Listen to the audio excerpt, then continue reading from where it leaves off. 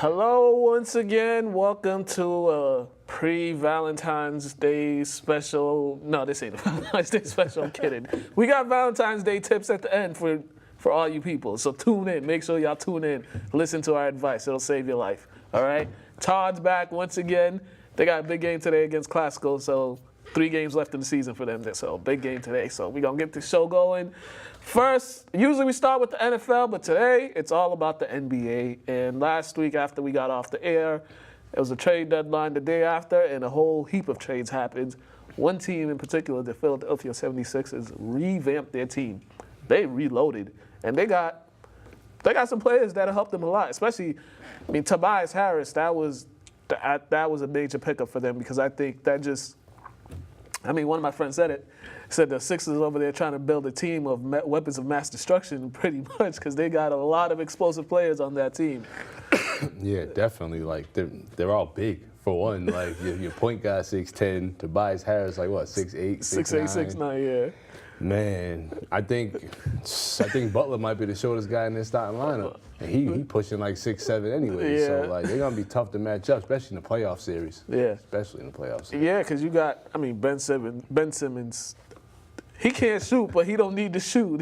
Because that guy, he facilitates extremely well for that team. And Joel Embiid, you can't guard him one-on-one in the low post. The only thing that'll keep teams in the game is when he decides he wants to shoot more than 5 threes, which I don't know why he's even shooting threes, but just because you can do it don't mean you have to. But with this team, they already have a lethal shooter in J.J. Redick. He can make open shots. Now you got Tobias Harris. Even Boban, he's going to be he's solid coming off the bench, and Mike Scott too. So they definitely made that was a big move for them. Yeah, definitely keeping J.J. Redick. He's the elder spokesman for the team. And, Shamit, is it Lynn? Shamit? Yeah. That boy was hitting some things. So I personally would have kept him and maybe probably would have shipped J.J. out of there. But I didn't understand all the extra picks they gave up. Was it because Tobias was so much of a piece? That's what it seems like, yeah. Because the other guys they got, Wilson Chandler, he's nice, but he doesn't really play as much as he once did. Yeah, he's coming off always injury hurt. and stuff. Yeah. So. Yeah, I don't know what the extra picks. That one didn't make sense to me. I don't know, but guess they really don't need them. They didn't need those picks that much. That's why I could guess they gave them away. But now it's like this team this is 2 big moves in one season. I've never seen a team do that before, to make 2 big trades in the season. And it wasn't like they got B level players. They got like B plus A level players in those trades. That's rare that happens, unless you're the Lakers. You got Elton Brand, front office, ex-player. He kind of knows the game. He knows what his team does and doesn't need, and he's willing to take a chance on some things. And yeah, this seems like this might have been a good chance he took. Yeah, and it was the right time to make that move too, because they got some games in with the new guys. They lost to the Celtics last night. We'll talk about that later, but they got some games in with these guys, and then they got the All-Star break. So that was the perfect time because you get the All-Star break. They can get to know each other better after the All-Star break. They come back. They got a couple of days off practice and just to feel each other. But it looks like they all mesh well together. So. Yeah, definitely. The loss was a close loss last night, but it seemed like they fit well. Yeah. It'll be all right. And that closing group, though, it's because Butler's already proven he could hit game-winning shots, and Embiid's proven that too. Tobias has proven that he could make shots in the clutch. So it's like and then you got Ben Simmons there. So it's. You have 4 guys that can potentially get you 20 points. Yeah. And a lot of them they don't even need the ball in their hand that much because they could all be standstill shooters or they could create for themselves. So it's tough. Yeah, it is. Also with the Sixers, this move I think everybody saw it coming. They traded Markelle Fultz to the Orlando Magic. They got in return Jonathan Simmons, I believe. Jonathan Simmons, another good pickup for the Sixers. So this I think. We saw this coming. We were saying they should have did this trade with the T-Wolves. Yeah, they should have got rid of Fultz. They're messing with their shot, his confidence, him not playing well, barely doing anything while he was really out there. He had a couple good games, but he wasn't playing to the level that he should have been playing based on the pick he was. And them getting Jonathan Simmons, you said? the high flyer, right? Yeah. I mean, that's a win for them, just because like he's shown that he could put some numbers in, and with his contract time, he produces. Yeah. And he worked his way up. So. Yeah. So good move. I think this was good for Fultz because he needed to change of scenery. There was so much happening with that team, with him and that team. Just so much uncertainty, I should say, with the shoulder, the jump shots, his minutes, and it's like you see him. He looks fine. He's sitting on the bench, and they're saying mechanics. It was a lot happening for him. I think that was this was just that was one of the worst number one picks. One of the worst, not the worst. Probably Anthony Bennett might be one of the worst, the worst ones. But this one, it was so bad because you saw the players that went ahead of him. We were just like, were you not watching these guys in college, and were you not watching him in Washington? He didn't do much. So why would you? I mean, so. Yeah. They got finessed by Danny Ainge to trade up. Yeah, they did. They definitely did, though. So I mean, good. Yeah, that don't make sense. But where does Fultz go from here? I don't know if Orlando is going to keep him. I mean, if they do, I wouldn't see what the worst could be. Like he already didn't do much in Philly. They need somebody to do something in Orlando for him, so he could contribute. I mean, and just getting away from them tampering with everything with his game, he might just be able to flourish and be kind of like, I want to say reborn. Yeah, we'll see how that goes, because I just don't know about him, because he might be a guy we're talking about a couple years now is out of the league and playing somewhere, trying to get into like the big three or something like that. That's what it looks like. I'm just trying to give him the benefit of the doubt. He got a couple more years to show me. Yeah, we'll see. Also, the top teams in the Eastern Conference, the Toronto Raptors, they made a big move signing Marc Gasol. I think that was a big pickup for them with that roster. I think that's somebody that they needed. Marc Gasol has proven to be a solid big man in this league. And in the East, there's not that many big men. So and he's a big man that can shoot threes too, create his own shots. So that was another great pickup by the Raptors. Yeah, he's a big that's primarily a big. You know what I mean? He's not a stretch five trying to shoot 2 or 3 threes every game. Like, he understands his role. Yeah. And they never really had a legit big. Yeah. So now, as you can see somebody filling up the middle, I think they're gonna be a good spot. Yeah, coming now toward the end of the season. Yeah, I think the floor spreading's they're gonna get a lot more space now too. There with him, because Ibaka, he's more of a shooter now. He's turned into a shooter.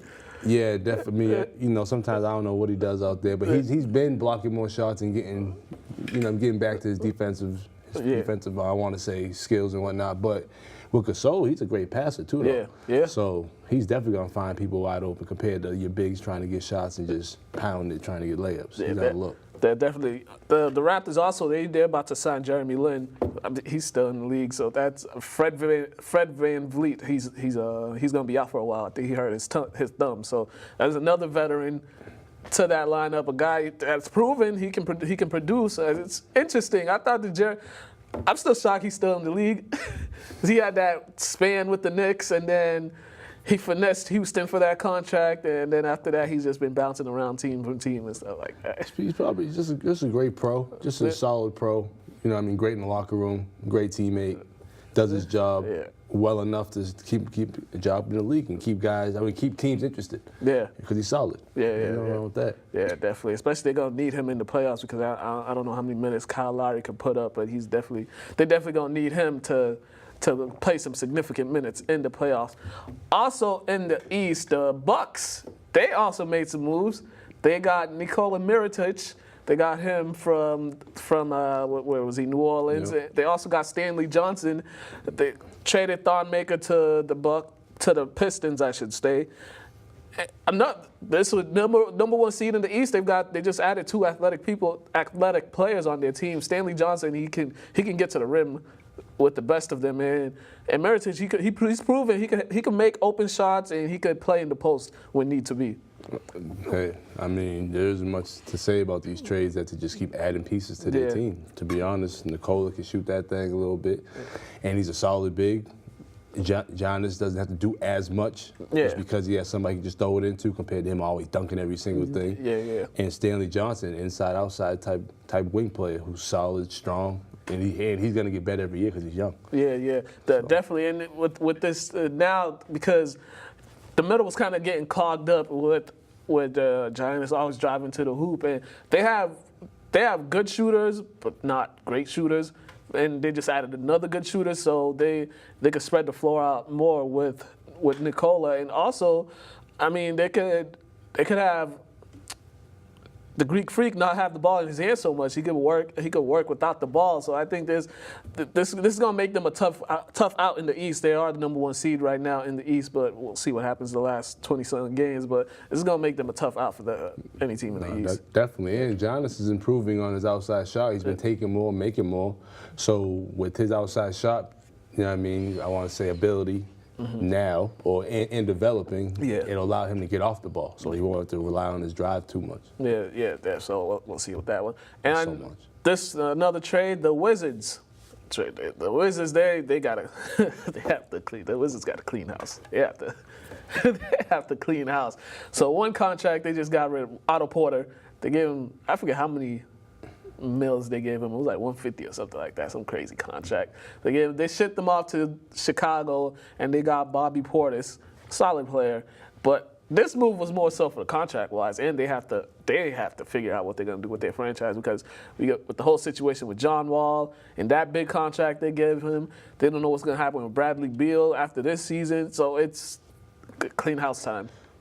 Yeah, they gotta try to save some money somehow. So especially when you got a point guy who's injured, double injury, and you're still gonna pay him. So and it's a big contract, so you got to try to find some pieces that don't cost as much, but that are quality pieces. Yeah. And Bobby Portis ain't bad. He's not. You know what I mean? He's a big that can shoot it, and he's solid. So and Jabari Parker. I like Jabari, but I'm just hoping that he gets back to his he'll never go back to what he once was, but this is regular form, solid form. Yeah, Jabari Parker needs the right fit. I think when he was in Milwaukee, that was the right fit for him, because I think he was coming off the bench. They just asked him to score, come off the bench and score, just do what he does. And I don't think obviously the fit with the Bulls didn't work with him, because the coach and just the pieces around that didn't work. So this is probably going to be him showcasing his talents to see what happens next year, because I doubt he's going to still be there after this season. But Bobby Portis as well. So, but the Wizards, I think they also traded Markieff Morris as well. He got waived by the Suns, so he's on free agency now. I'm surprised they kept some of their vets like Jeff Green and Trevor Ariza. I'm surprised they didn't trade them, because, I mean, if I was a vet, what's the sense of me still being here? Because we're not going anywhere. I mean, they might not have said anything to the front office about trade requests. You know what I mean? The front office probably didn't even really consider them, because they're not really detrimental to the team. They haven't really hurt them anyway, and they're solid pros. So, and they're well-liked players in the league. So. Yeah, but one team that didn't make no moves, the Celtics. This team.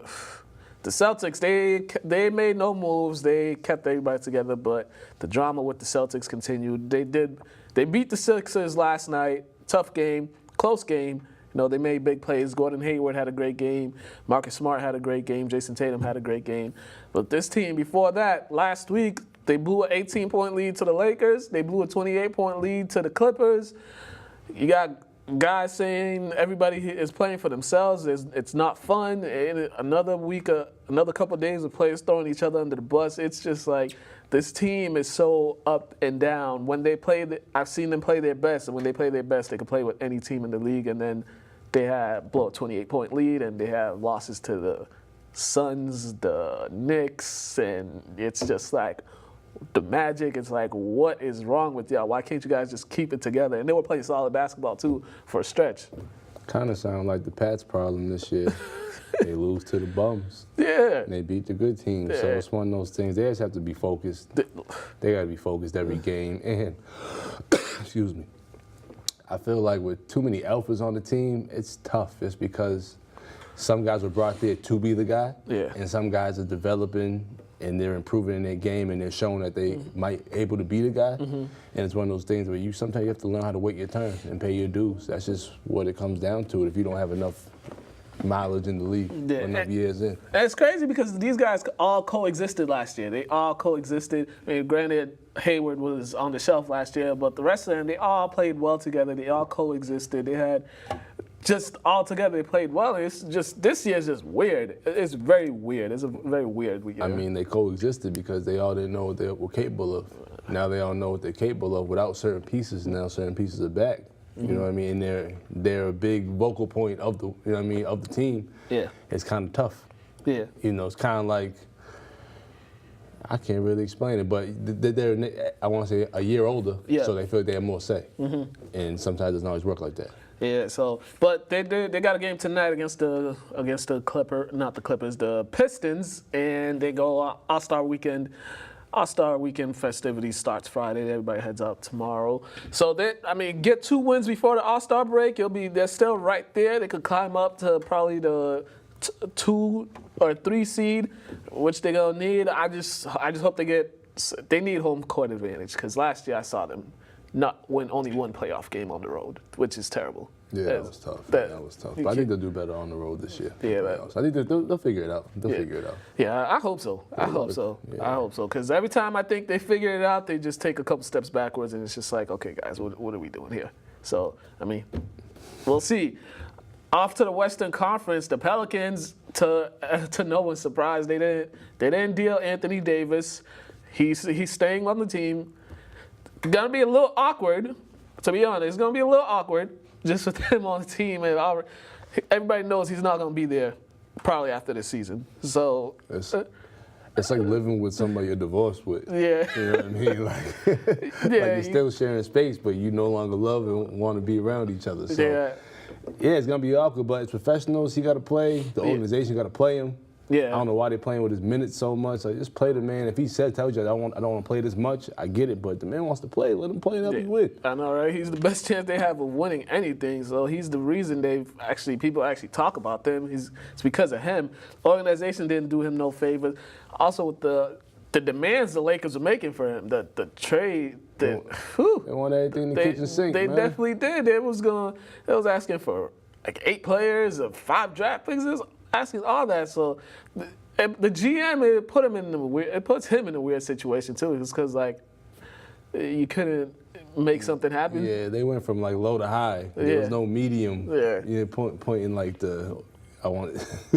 in negotiations for him. I just didn't get why they were asking for so much. Like, I know it was just crazy. Yeah, you could only ask for so much that for one player, and I think it was more so with everybody else in the league. It's like, because the Lakers are, the Lakers' history, they always get big free agents. No matter the cost, they always get it. I mean, they could have had Chris Paul, and Kobe Bryant probably would have had 7 rings if they had Chris Paul. Yeah, that one got vetoed. Nobody understood why. And then this one, I'm pretty sure a lot of the GMs were telling the Pelicans GM not to make the deal with the Lakers just because it's the Lakers, and they always get everybody. So, end of the day, competition's competition. You can't stop where certain players want to go. They're gonna find a way to get there. Yeah, he's gonna be in LA one way or another. So they should have just done it now, because the Lakers did offer.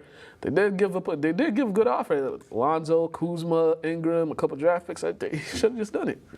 But that's. Speaking of the Lakers, they had a bad loss last night to the Atlanta Hawks. And it's like trouble in La La Land right now, because all the trade talks and the young players are saying it's not fun, and it's just another one. It's like they want a divorce, but they kind of can't, trying to keep it together for the children, one of those type of things. Yeah, but like that I get that. It's a little different though, I feel like, because Anthony Davis is kind of like one of them once-in-a-lifetime players. Every 20, 30 years he comes around. And like it's profession. It's profession. Like you get paid to be there. So if they see somebody that can help them more than you guys can, they're gonna go get them, and you gotta understand that. Yeah, it might not be the funnest thing to deal with, but you're still getting paid to come to work. You still get to do what you want and do what you love. They should have known this. They should have known this was coming once LeBron signed on, because this is the LeBron James thing. Yeah, whenever he goes to a new team, trades are gonna happen. Coach, rumors of a coach being fired is gonna happen. That's just what's gonna happen. That's just it. We've seen it. Almost happened in Miami, but Pat Riley was just like, no, this is what we're doing. I'm calling the shots here, so relax. So this is the LeBron James experience, and they're getting a first-hand look at it. It's like, but I mean, right now they're 28 and 29.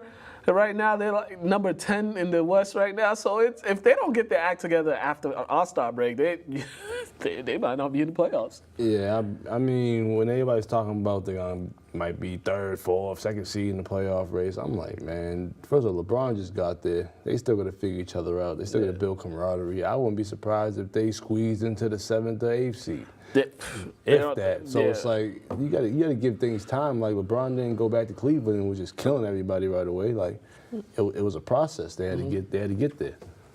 But they still was like about hovering over 500. Oh no, I mean, but this is also the Lakers who were trash last year. So it's like they're improving, but it's baby steps compared to the leaps.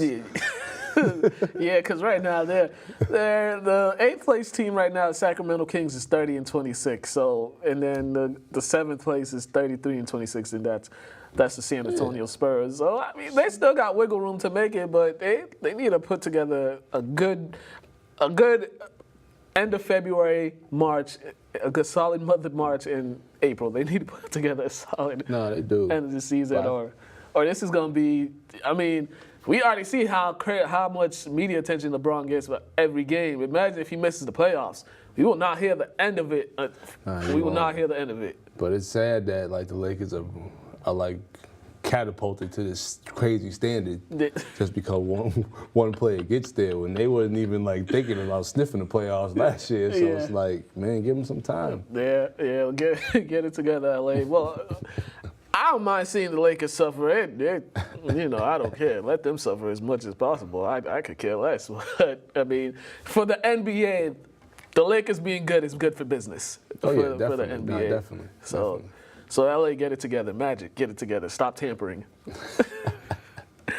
All-Star break is coming up. All-Star weekend. We're going to run through some stuff on All-Star weekend.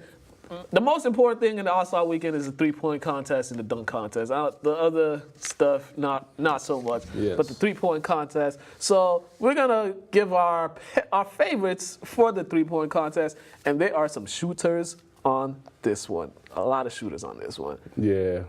I mean, one of my favorites, obviously, defending champ, Booker. That boy can shoot that thing, but then you got Steph and Seth. I can't wait to see them both out there. Yeah, it's their hometown, too. Mm-hmm. They're playing home, so it's like they're gonna put on a show that Damian Lillard, too. Yep. Damian Lillard, I don't know. I don't know. It's tough. I don't know who right now I'm probably gonna go with Steph just because it's Steph. But so even Dirk's in it. And, Dirk's in it. So this might be the event for everybody's going to see. Yeah, it's gonna be a fun event. Definitely, like a lot of personalities in that group. Yeah, they're all great shooters. All different types of shooters. There's a lot of light-skinned people in there. Oh, yeah, man. I love my light skin, my light brights. Yeah. And honestly, I just think Steph and Seth being in the three-point shoot contest is just so dope. That's like you and your brother. You guys were in there. Yeah. Like, that's just cool just seeing y'all and their parents being proud of them. I know, and I think their dad's going to be probably on the announced teams since he works for the Hornets and stuff. So that's dope. That's going to be... That's like a dream come true for a parent. Yeah, definitely. But right now, I think... they have Booker, the favorite right now, 4-1. Seth is 12-1. Steph is 7-5. Danny Green 16-1. Okay. Joe Harris, he's 8-1. Buddy Hield 6-1. Lillard 10-1. Chris Middleton is 14-1. Dirk, they got him 40-1, and Kemba Walker at 14-1. I don't think Dirk gonna get enough shots off to win. Dirk gets a little slow. He might take his time. Just because it's his last All-Star. They might give him extra time. And why not? Yeah, they should give him unlimited. Yeah, so seriously. But I have Steph right winning it. You got Steph? I got Steph. I got Booker. You got Booker. I mean, he is the light skin. He's the third Splash brother. He's their cousin. So. You see how they got them all grouped together? I know, right? You got all the light skinned brothers. All right. Now, everybody's favorite, the dunk contest. It's been, the dunk contest. The last good one was 3 years ago with Aaron Gordon and Zach LaVine. That was the light skin. That was the light skin weekend. That whole All-Star weekend was light skin weekend because there was nothing but light skin dudes winning that thing. But this one, I'm interested to see this one. I know Dennis Smith. He was in it last year. I hope he does some more creative dunks because he does have some dummies. I mean, Miles Bridges, he's pretty good. John Collins, I don't know if he could pull something off. He's just big. Big dudes like him, they don't really have creative dunks, and I don't know. I mean, out of this group, I think it's gonna be like Dennis Smith Jr. or Hamidou Diallo, just because I've seen both of them in dunk contests, multiple ones, high school, and then the NBA for Dennis Smith. But the other two, Miles and Collins, I feel like they're in-game dunkers. Their in-game dunks are ridiculous, but I didn't really see him really do nothing crazy. Yeah, Miles, if you look at him, you won't think he has that as much ups as he does, but he gets up. I seen Hamidou play in high school. I seen him play in high school. Him and some other guy. They was freakish athletic because I clearly remember the first play the team was playing zone. They just threw an alley-oop. He ran baseline, caught it. I was like, so hopefully they put on a good show for this dunk contest. Even the last couple ones have been kind of disappointing, but hopefully we see a good one. Then the All-Star game, actually the rookie, it's not even the rookie. The Rising Star World vs. USA Challenge. That one's gonna be fun because you got Luka in it. You got a lot of exciting rookies in it. DeAndre Ayton, Ben Simmons, Larry Markkinen. They're playing for the world. I guess that this team's coached by, I think it's coached by Dirk, and then the U.S. team's coached by Kyrie. So Donovan Mitchell, Jason Tatum, Kyle Kuzma. These games are usually exciting too. There's a lot. They usually play hard in this one. Nah, they definitely play hard. Usually get their buckets, try to get some, try to cross a couple guys, dunk on a couple fellas. It's gonna be a good game. I missed the last one last year, so I'm definitely gonna tune in this year. Me too. I missed that one too. I don't know if I'm tuning in. If I'm home, I'll tune in. But we'll see. And then Sunday, the big All-Star game, the Team LeBron and Team Greek Freak. They're saying LeBron's using this as a recruiting tactic because all the guys most of them are free agents. I mean, I seen him online, or I think it was either online or TV, and he was talking about contracts, and I'm like, how do you know this about all these men? So it's just one of those things. He's strategic. I mean, with people you want to play with. He's like his own GM, to be honest with you. Pretty much. I think this one, because you got two different styles, because LeBron's team got a lot of length on them. They got length, especially with him and Kevin Durant, and you got Kawhi Leonard, and so it's. I don't know how them three are on the same team. Yeah, don't get trapped by them. If you get trapped by them, you might as well just walk the other way because it's not gonna be sad. But it's gonna be two different styles because the other team got more shooters, and then these guys, they all could get to the bucket with ease. So I think this one, last year's game was pretty competitive. It was competitive. People are saying the All-Star games weren't competitive. I mean, but when you got... when you pick your teams, it's like pickup. You know what I mean? So we got to see who the best team is. Yeah, who you got in this one? I got Team LeBron. You got Team LeBron? Yeah. I'm going to go with Team Giannis just because I'm going to go with Team Giants. All right. So we got +1. My man Josue Pavon from WEEI. We talk Celtics, and we both talked our frustrations with them. So +1, and then we're gonna come back, talk some college ball, and all that good stuff. +1.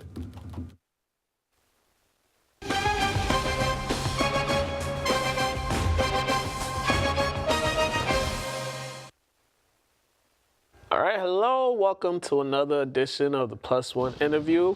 I have with me WEEI writer, he covers the Celtics, Mr. Josue Pavon. Welcome back, sir. Yeah, what's going on, man? Okay, what's going on, man? How are you?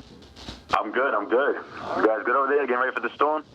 Yeah, I'm ready for it. All right, it's almost All-Star break is coming up, man. This team.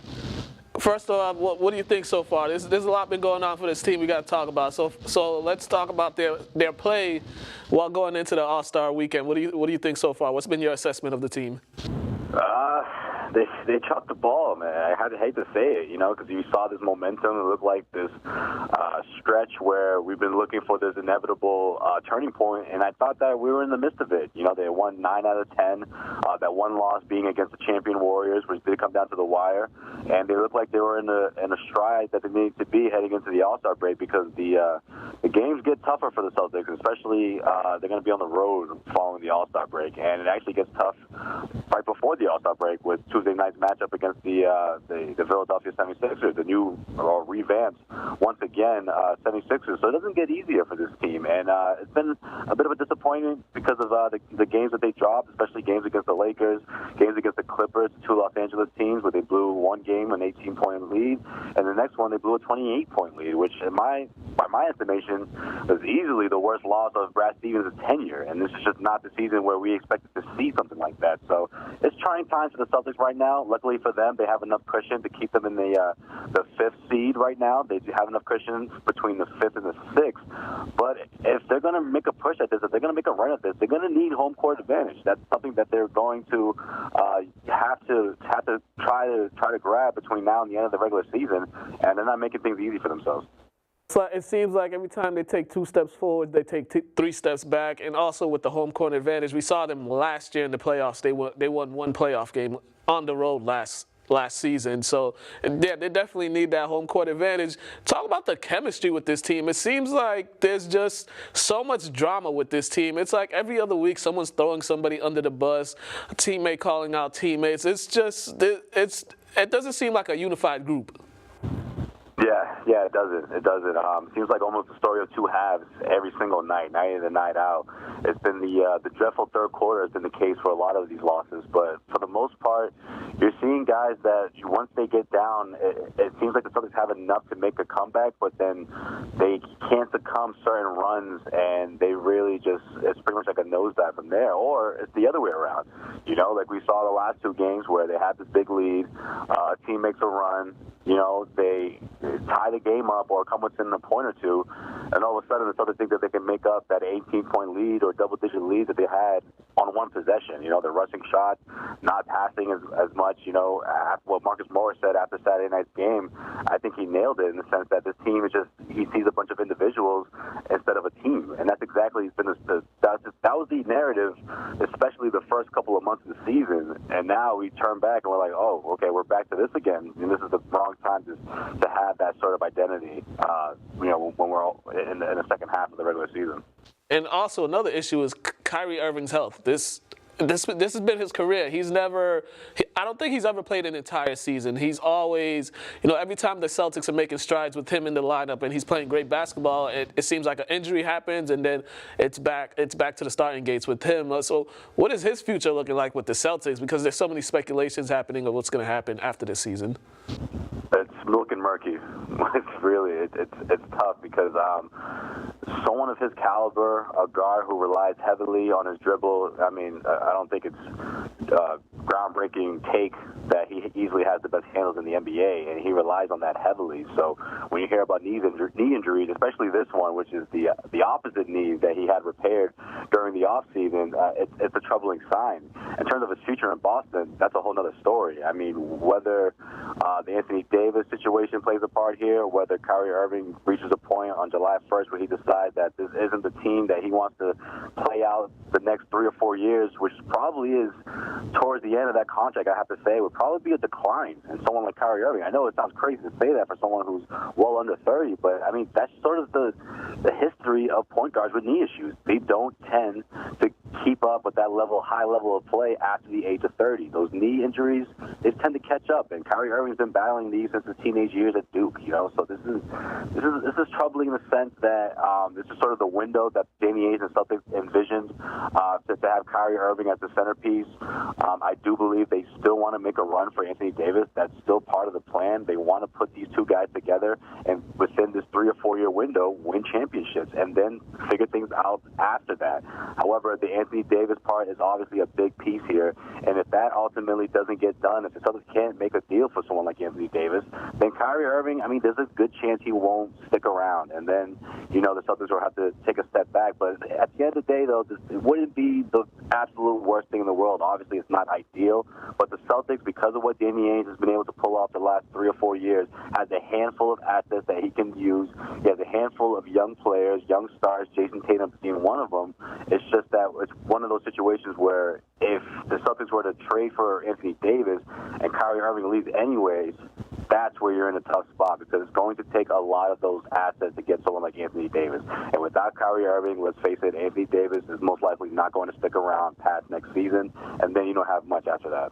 And lastly, before we get out of here, 2 guys in particular I want to talk about, Jason Tatum and Jaylen Brown. Jaylen Brown, his season, these 2 guys, up and down seasons. Jaylen Brown started off, he had a stretch where he was just playing horrible basketball. Then he had a stretch of playing great basketball. The consistency with these 2 seems to not be there on a night-in, night-out basis. Jason Tatum, I think sometimes he relies too much on the jumper. Actually, both of them rely too much on the jumper when they could use their athleticism to get to the basket and get easier shots. I don't think they do that enough. Drives you crazy, doesn't it? I mean, it drives me nuts, especially someone like Jason Tatum, or actually both of them. They both have the speed to get to the rim, but Jason Tatum is a special scorer in the sense that he's really tough to defend because of the different ways he can score. And I just see someone like Jason Tatum as a scorer who's capable to get 11, 12, 13 free throws a night, and you just don't see that. He almost never comes close to taking close to double digits attempts at the free throw line, and it's a concern. It's today's NBA in the sense that people tend to settle on the jump shot, and they don't lean on their athleticism. And Jaylen Brown, in a sense, especially lately in the last month or so, he's been leaning towards the other way. He's trying to get to the basket more. He's doing his best to sort of find his offense in different ways, but especially with putting the ball on the floor. But it's been really tough for him to make the adjustment from going to the starting lineup to the second unit. Now that he's alongside someone like Gordon Hayward.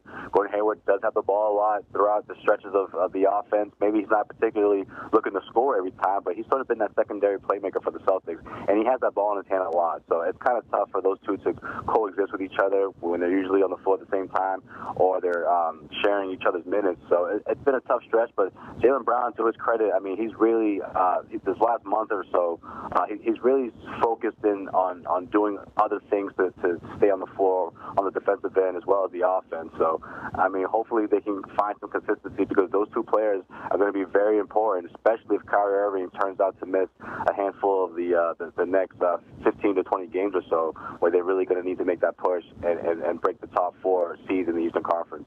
All right, Jose, we got to get out of here. Lastly, if they want to follow you, where can they reach you? You can follow me at Joe_Sway on Twitter. I appreciate that. Again, it's at Joe_Sway.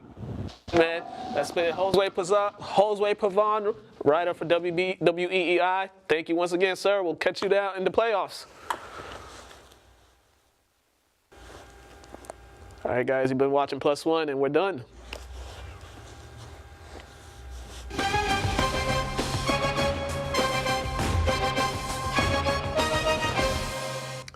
All right, once again, thank you, Josue, for that. He'll be back during the playoffs. That's my guy, so he'll always call in whenever I need some Celtics talk. All right, so we got college basketball. March Madness is right around the corner. And first, we're going to look at the AP Top 25. Nothing's really changed. Tennessee's still number 1. Duke's still number 2.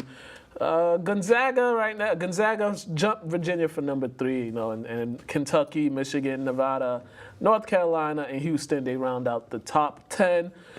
And a lot of familiar teams in this one, and there were some upsets this week. Yeah, I mean, Duke came back from 23 down versus Louisville, who was number 16 in the country. That was a good game. Yeah, that was a good game. The ACC is pretty tough this season. They're always tough, but I mean, it's like the big ACC. Yeah. So you know how that go. Yeah. Yeah. North Carolina also, they lost to Virginia this past Monday. I don't like Virginia basketball. I can't stand Virginia basketball. There's nothing about Virginia basketball that I like, and I don't. Whenever I think about Virginia basketball, I just think, what was it, Dante Jones dunked on dude and did the push-ups? That was Virginia Tech. Nah, dog, that was Virginia. That was Virginia Tech. Oh, man, I think you're lying, but all right, whatever. Leave that alone. But yeah, also in the top 25, Michigan, they got taken down by Penn State. That was a shocker because Penn State's just not that good. But that's what happens when you're in conference play. You just, I don't know. Kansas slipped all the way there. Kansas has had some interesting losses this year. They've lost some games that they don't normally lose, especially some at home too. It's a weird year for them. I mean, aren't they trying to go for like 9 straight conference championships or 10 or something like that? So you're going to have a couple slip-ups. This might be the year where they don't get it. Yeah, something like that. But let's talk about Duke for a quick second. They've got some good quality wins over a lot of the top 25. They had a tough one. They beat a tough one against Texas Tech. We saw what happened with Kentucky earlier in the season. They beat Virginia twice. And now that they beat Louisville, so they're looking for that number 1 seed in the NCAA tournament. They win the ACC tournament, they'll get that number 1 seed, and they might get that number 1 overall seed by the way their strength of schedule is. And the way they're playing and showing they can beat you any type of way. They can come back. You know what I mean? They can outshoot you. They can get to the cup. They can outdo you. You see the defense they was playing against Louisville. They were just creating all types of turnovers. But speaking about college, what about Kentucky and the way they lost last night? The goaltending that wasn't goaltending that they didn't call. That was crazy. And for some reason you can't review that. Yeah.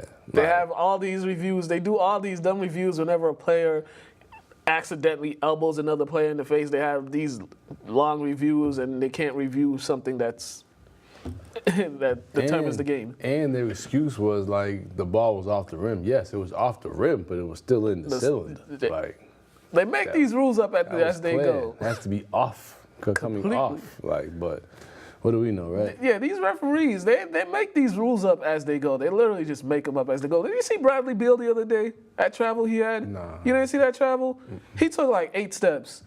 He went up, he lost the ball, but he took like 8 steps. And then the refs go on Twitter and said he lost possession of the ball and regathered, so it was like, no, that's a travel. That was a travel. I don't know, man. The standards aren't as high as they used to be with anything. When it comes to officiating, anything, jobs, anything. Everybody gets away with, I didn't know, or my fault, I'm sorry. So they always get an excuse. And what makes it worse is you have the technology to go and fix it. You can just go and look at the replay. I mean, everybody got eyes. Everybody sees it. So they pick and choose what they want. I don't know. They pick and choose. It doesn't make sense to me sometimes, but that's just how the world is. Yeah, that don't make sense. But yeah, this top 25, all these teams. I mean, LSU, that was a big win for them. Definitely. Despite the controversy. Also, Villanova, they weren't ranked earlier in the season, and now they're 13. So they're playing better basketball compared to earlier in the year. They were getting slapped around. Yeah. But they had some freshmen in there to figure out some things, rotations, and Virginia Tech,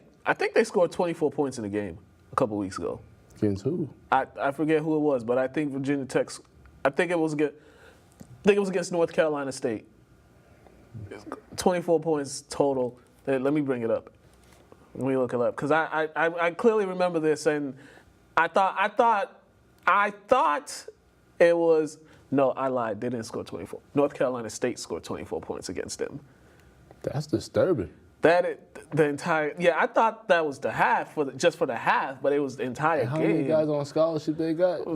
Probably the whole team. We wouldn't touch a basketball for like a day or two. I'm sorry. Transfers too. They got a lot of transfers too. It's straight running. That's just effort. That's like an effort. Ain't no reason why a Division I team scores 24 points the whole game. You got some guys that can give you 24 points in a half. Yeah.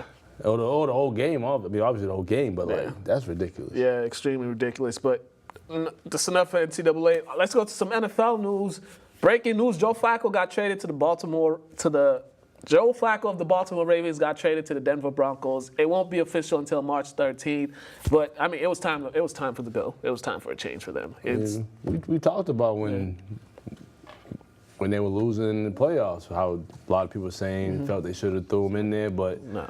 You gotta sync with the captain has to sync with the ship. Yep, the captain goes down with the ship. Yeah, so that's why they threw that young boy out there to get rocked around, but he's gonna Learning benefit experience. from it. Yeah, he's gonna benefit from it in the long run. But we knew it was time for him to go though. Yeah, so the Broncos, they've had a bad run with quarterbacks, especially after Peyton Manning left. They've drafted some terrible quarterbacks, and Case Keenum, he was good but not great.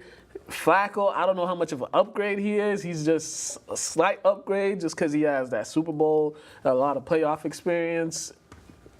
Will he take them over the hump, or will he play well enough for them to make the playoffs again? I don't know. They still have the defense, but I don't know. I don't know what Flacco is at this point in his career. I mean, from what we see with Flacco, he does well with teams with great defenses. And running game, so. So if the Broncos can give him that, he should be a solid quarterback. Yeah. So, just solid. Then they got 2 running backs too, so maybe this will work out. Maybe it won't. Maybe it won't. But it's not bad. It's a good trade. Good trade. The Broncos needed something at the quarterback position. So, that was the breaking news of the day. Another one, Kyler Murray decided he's going to go with the NFL, although he was just the 9th overall pick in the Major League Baseball draft.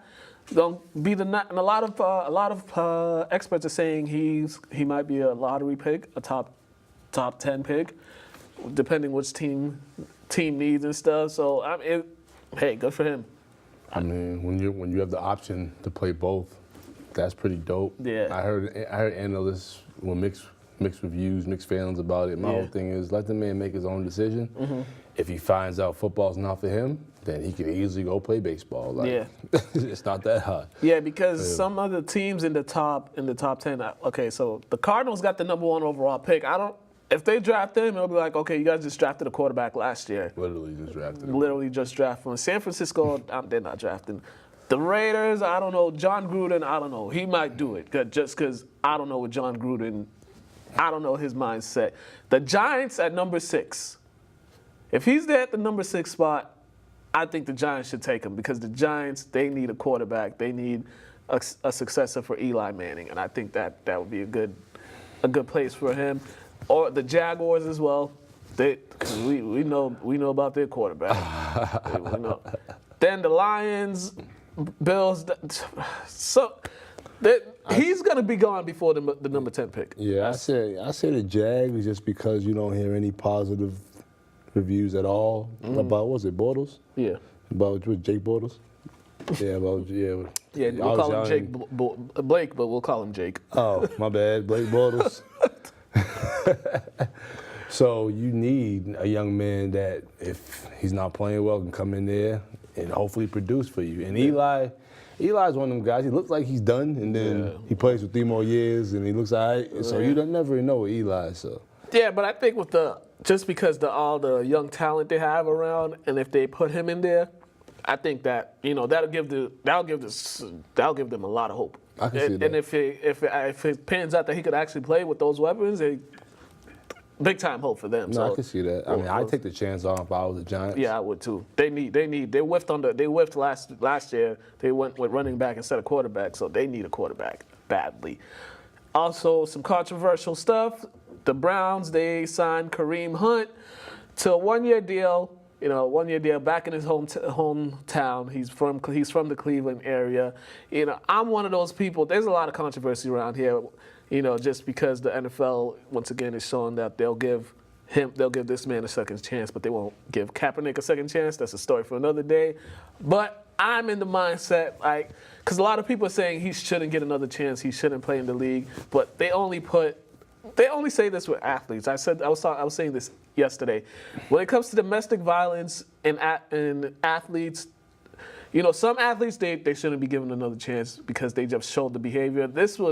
To me personally, this was one-time mistake because he let the liquor and whatever happened.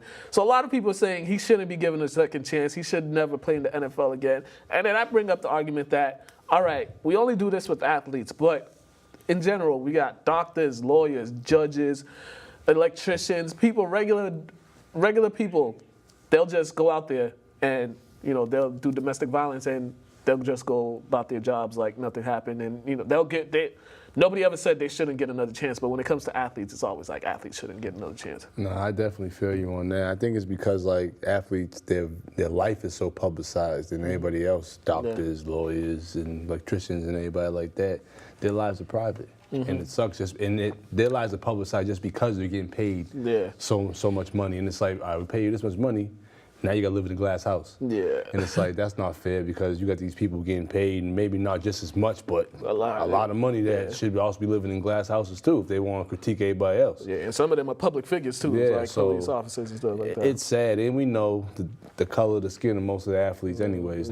So it's just one of those things. But yeah, I always say give him a second chance. If he's showing behavior to change, then he made a mistake, but if he slips up again, then that's when you're like, all right. It's just a lot of hate, honestly. It's a lot of people are envious of professional athletes. Yeah, that is true. It's like, Panthers re-signed Eric Reed. Solid pickup for them. They gave him a 3-year contract. A lot of people saying Eric Reed is controversial. Guy, he was kneeling, anthem protests and whatnot. But he's a solid player, solid for that team. I think this was a solid pickup for them. And just the new Panthers owner, GM, whatever, he's shown that he could put all the off the field stuff aside because clearly to him it's not a controversy.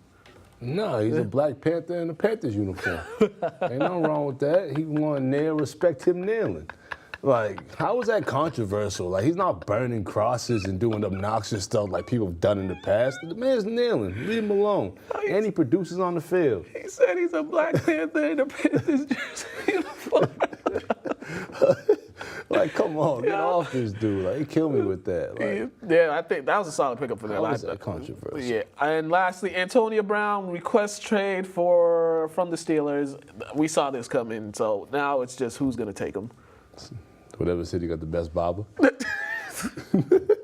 Do we have the stairs on his head? Like, I love it though. Like, I don't know. Creative. A lot of but folks. I'm not surprised. We ain't surprised at this. Like, the way Roethlisberger's been playing and the way the whole Steelers organization's been ran and that whole, you know what I mean? What's his name sitting out? It's just a Le'Veon Bell sitting out. This is a whole bunch of nonsense. And him and Le'Veon Bell are probably cool. They're probably homies. So they might end up on the same team. Watch them go to they both go to Philly or something. I won't be surprised, man. I think his time's just up. I think. Yeah. He's only 31, but seems like he's in great shape from the time I see he's in shape. So. I mean, he's been there since what, 2010? Yeah, 2009, 2010. So he's been there for almost 10 years. Yeah. So it's time. Time to go. Yeah. All right.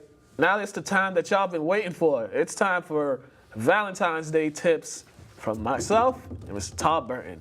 I'm going to let him go first. We're going to go back and forth with the tips. He says one, I'll say one. All right. If you and your lady are driving throughout the year and she mentions something, just, faithfully, like, oh, I wonder what this restaurant's like. Keep that in your memory bank. Don't go to your regular spots. Go to that place that she's always been curious about and surprise her.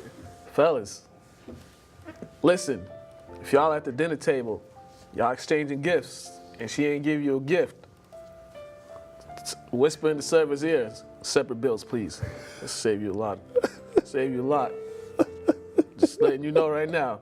You ain't put all that effort in for you not to get a gift. I don't do chocolate.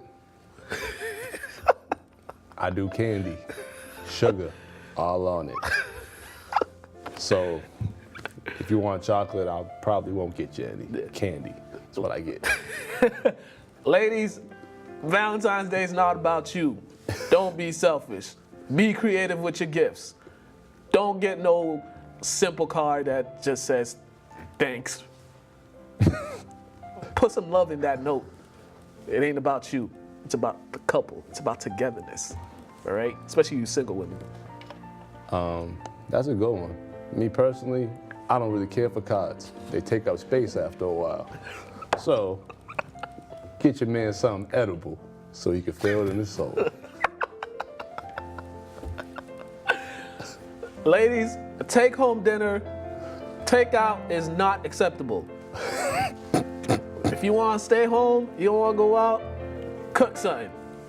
Y'all say y'all can cook your man a meal, and he'll give you a meal too. Every day, you just tell each other you love each other. And on Valentine's Day, you say it 2 times. Maybe even 3, just 3 just to be safe. Say 3 times just to be safe. And also, ladies, I'll tell you this right now. Don't go through his phone during Valentine's Day. But y'all, if y'all see the phone, just leave it alone. Because y'all be ruining things when y'all go through people's phones. Especially on Valentine's Day, y'all ruin the whole setup. So don't go through his phone. Yeah, and to piggyback on the phone stuff, honestly, I think Valentine's Day, both couples should just stay away from social media, everything. Just embrace each other for the day. Yeah. And fellas, to all my fellas out there, if she drives you crazy, just make sure you got the flask in your pocket. Just make sure. Just keep the flask in your pocket. It'll save you. You know, just take, you know how they get. Just take a little swig here and there, because she's going to drive you crazy at some point. Keep the flask in the pocket. Yeah, that's all I got. I think I got one more. No, I don't have one more. And lastly, just enjoy each other's company. Everybody go out, you know. This is for the couples. This isn't for you single people that just, last one, Pedro, before we get out of here. Single ladies, Valentine's Day is not a day for y'all to get with those dudes that you've been curving for a year, a free meal. Just to get a free meal from them dudes you've been curving. We know how y'all get down. So, tomorrow, February 14th, it ain't free meal day for y'all, all right? Fellas, block their numbers, all right? All right, that's it. That's it. You got one more? Nah, man, I'm done, man. Pedro, you got one back there you want us to say?